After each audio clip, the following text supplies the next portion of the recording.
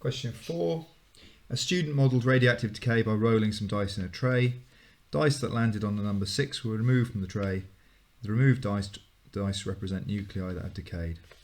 Why is rolling dice a suitable model for radioactive decay? It's worth 1 mark.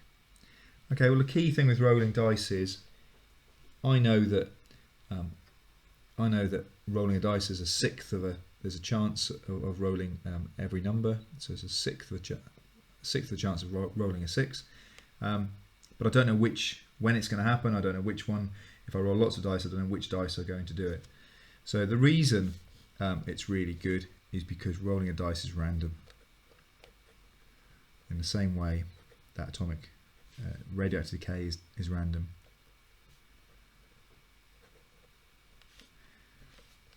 Okay, so rolling dice is random, and also radioactive decay is random.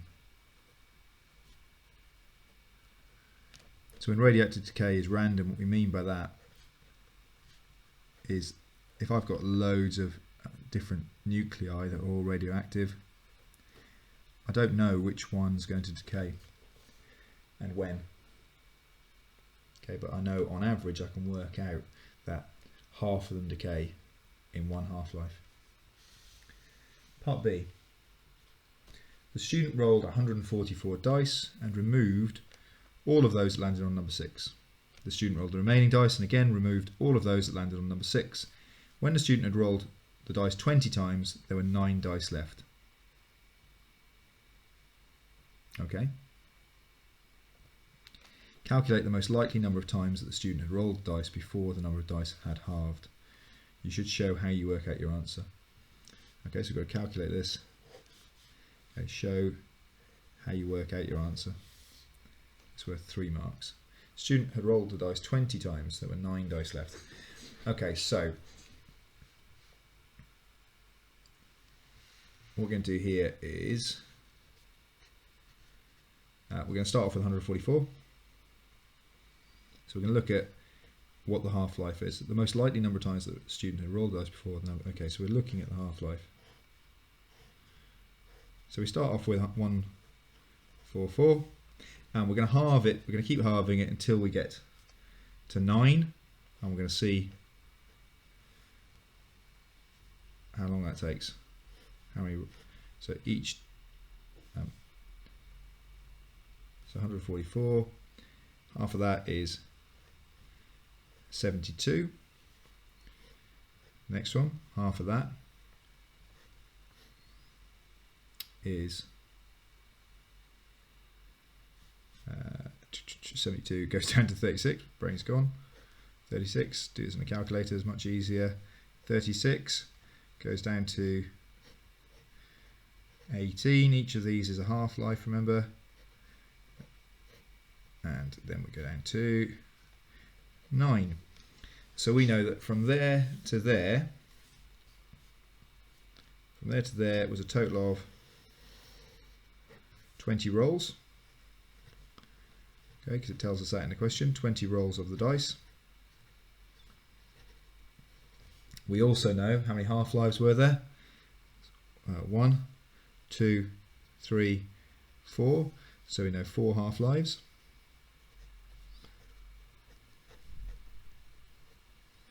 In total, so counting the arrows, how many times did we halve it? We halved it 4 times.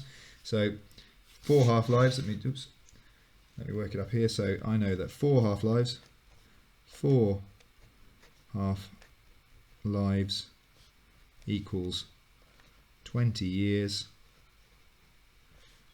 So 1 half-life. So 1 half-life equals 20 divided by 4 years. Sorry, I said years. It should be rolls, shouldn't it, of course? Rolls. Okay, because we're measuring it's 20 rolls in total. 20 divided by 4 gives a total of 5 rolls of dice. Okay, so if you've got a dice at home, loads of dice at home, even better. If you roll them 5 times, you should If you keep picking out all the ones every time it gets to number 6, after 5 rolls you should end up with half the number of dice that you started with. And in terms of any half-life question, I would always lay it out in this way here. The boxes where this is your start, this is your end, okay, and you work out how many half-lives are in between. Sometimes you don't know, you're given different bits of information. Sometimes you're given the end point and you're told there were 4 half-lives. What was the beginning number? Okay, sometimes you're told the opposite. You're told this is what you had to begin with, this is how many half-lives, how much do you have left? Or the question we've got now is, this is what you had at the start, this is what you had at the end, how many half-lives were there in between?